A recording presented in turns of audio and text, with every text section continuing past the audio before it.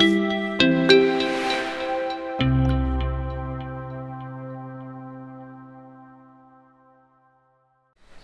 and welcome to this video on the RC Biker channel. Thanks very much for tuning in.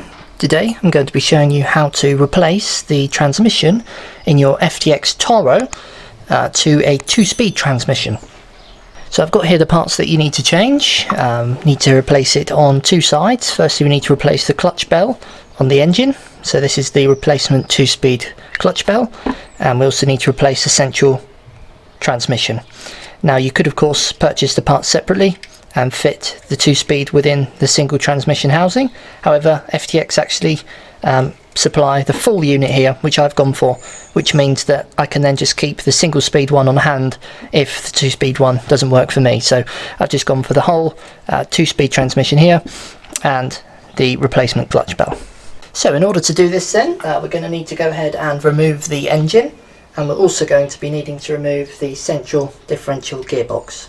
First I'm going to remove the engine, and the first thing I'm going to do is loosen the 4 engine screws that are on the underside of the chassis. Okay, so with the engine screws now removed, I'm just going to hold on to the engine and flip the car over. Next thing we need to do is I'm going to remove the air filter just for better access. Next thing we need to do is disconnect the throttle linkage here. This is usually quite easy, should just pull off. Lovely, that's off. Next I'm going to remove the fuel line off the carburetor, like so. And then this will simply pull out and slide away from the exhaust manifold, like so. So here's the engine removed. This is the part we're going to be changing on the engine, and this also gives us good access to our central differential gearbox to swap it over. So let's start with the engine and swapping over of the clutch bell. Okay, so here's our engine then. Here's the old clutch bell. You can see it's just a single toothed one as opposed to the new one that's got 2 teeth here. So to remove this, we just need to remove this one screw here. Take care because there is a little washer underneath. In fact, there's 2 washers. I'm just going to lay these out on the table in the order that they come off. Next we need to slide the old clutch bell off, and we need to use this bearing that is inside. The new clutch bell doesn't come with new bearings, so with this engine being very new we can just reuse the old ones. However, if you're doing this after a little while and the car's had lots of use, I would recommend replacing these bearings at the same time. So this one can just go to one side now, and we're going to insert the new bearing into the clutch bell there. Going to slide this one onto the engine, like so. A little bit of thread lock there, and then replace this screw. After replacing the clutch bell, just make sure that it spins nice and freely. If it's not spinning freely, you might need to add in some extra shims. Also make sure that there's not too much play. You can see there's hardly any play there. That's exactly what we want. Good, so that's the engine side done. A little bit of thread lock on the screw. Now it's time to replace the central differential gearbox in the car. It's always easier to access the gearbox with the engine removed, so I'm going to do this part before I replace the engine. So here's the gearbox that we're looking to remove, and this is a very easy car to work on. Simply put, all we need to do is first loosen this little 1mm grub screw here and slide this collet off. Now we don't want to be taking this grub screw out all the way because then you're just asking to lose it. So we're just going to loosen this off and slide off the little collet, and you want to keep that somewhere safe. Okay, and what that will allow is this part to slide out in a second. We don't need to do it yet, although we can do, and that just frees the gearbox off. Now on the underside of the chassis, if we turn the car over, similar to the engine, we've got 4 gearbox mount screws. Here are the 4 screws that we need to remove for the gearbox removal. So again, just loosening them. These ones shouldn't be as tight. And going to remove those 4 screws. With those 4 screws now removed, we can turn the car back over and pull out the old gearbox. We've got these two dog bones here, or drive shafts. Don't be alarmed because they will just come out. And there's your old gearbox in place. You can see this is just a single transmission one. Now this is the whole gearbox unit, and we're going to be replacing it with a whole new gearbox unit. So I'd recommend keeping this one as a spare. Then if the 2-speed doesn't work out for you, you can just replace it back. So we're going to make sure we keep the drive shafts in order. So we know that this one is the rear, and then the longer one here came out of the front. So here's the new gearbox, and it you know, really is as easy as 1, 2, 3 popping it back. So getting the drive shafts in can be a little tricky. And now that the front one is slid in, I'm going to pop that into the gearbox, and then holding the front one in, doing the rear one, and then the gearbox will simply slot into place. That can simply slide through there, and now we just need to turn the car over and replace the 4 screws on the underside. You hold the gearbox in from underneath, otherwise as soon as you turn the car over, the gearbox will fall out. Once you've got one screw in, it's obviously going to be much easier then. There we go, there's one screw in now. So now I can relax a little bit and replace these other 4 screws. We don't really need Loctite on these ones, because we're screwing into plastic rather than metal. But of course, if you did want to use Loctite, then that's not going to do any harm. The 4 screws are back in. Time to flip the car back over and just confirm that you've got both of your drive shafts in.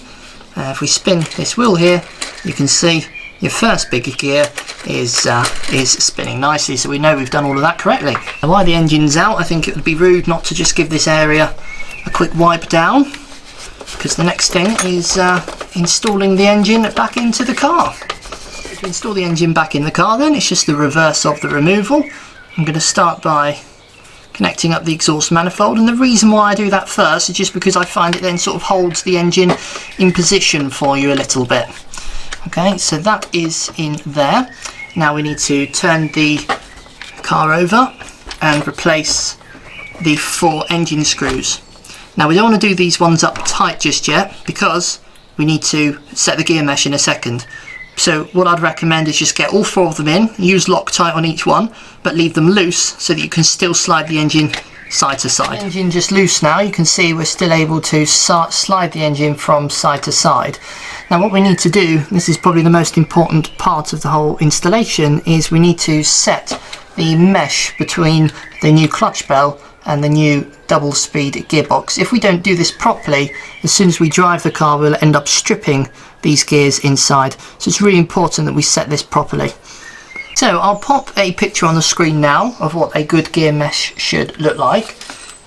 This is where you would observe the gear mesh from the side angle here, so that you can see how it is set and how it is adjusted. One thing that can work quite well in order to set the gear mesh properly is to take a piece of paper and attempt to slide it between your gears. And if you set the gear mesh with it slid between the gears, then you should find that the mesh that you get will be perfect. So I'm going to slide that in there like that, and then slide the engine in towards the gears, and then tighten up these screws, and we'll see what that is like in a second. So we're not 100% sure if this mesh is going to be correct, so I'm just going to do up 2 of the screws diagonally, just tight enough so that it doesn't move around. Turn the car back over, remove the piece of paper like so, and now you can check, and that sounds pretty good to me. So I'm going to go ahead and tighten up these other 2 screws here now, and then we're going to do a proper check of the gear mesh in a second, just before I drive the car anywhere. But usually that's a good little technique, just using the piece of paper. It will help you to get the almost perfect gear mesh every time. So I'm just using a ratchet here just to finishing off tightening these ones. Not too tight, you know, we don't want to go crazy on them. We have got thread lock on them as well, that's fine. And then we're just going to check the gear mesh. So once you're happy with your gear mesh, just need to reconnect the car blinkage. firm push down, and it snaps right on. Next thing you need to do is just pop the brake linkage inside, so slide that in, and then replace the little collet that we removed earlier. Now you might need to adjust this a little bit, but if you look carefully you might be able to see on this metal bit the indentation of where the screw was previously. So if you need to adjust it, you'll soon know, because the braking won't be very good, or braking will be too much or too little at the right time. So let's slide this one back on and re-tighten the little collet there. Lovely. And you can just check that that works, so check the brakes, that feels nice, and that is good. So now just replace the fuel line. Now we just need to replace the air filter, and that there is pretty much job done. So now all you need to do is go and test it out.